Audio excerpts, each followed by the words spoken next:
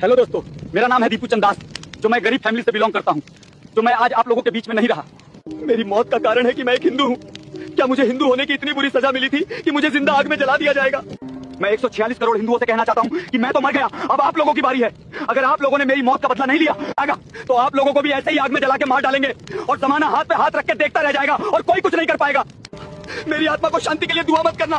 मेरी माँ मुझे जिंदा आग में जलते हुए देख के रो रही थी, चिल्ला रही थी, तड़प रही थी। 146 करोड़ हिंदुओं से हाथ जोड़कर कहता हूँ कि मेरे लिए नहीं तो मेरी माँ की आत्मा की शांति के लिए जरूर लड़ना। बांग्लादेश আমার দীপুচন্দ্র বাইকে নির্দোষ বাইকে আগুনে পুরানি হইছে, তার ফ্যামিলিটাকে একবার বরবাদ করেছে। কেন এরকম করলা? কি দোষ করেছিল আমার দীপু ভাই? তার সংসারটাকে এইভাবে ভেঙে দিলে।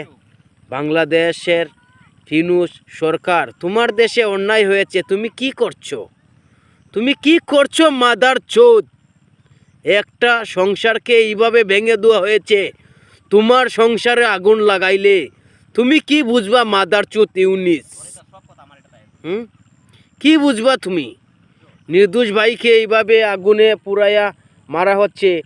তার মা আছে, বউ আছে, মেয়ে আছে, তার সংসারটাকে এইভাবে ভেঙে দিলে। কেন করলে এরকম?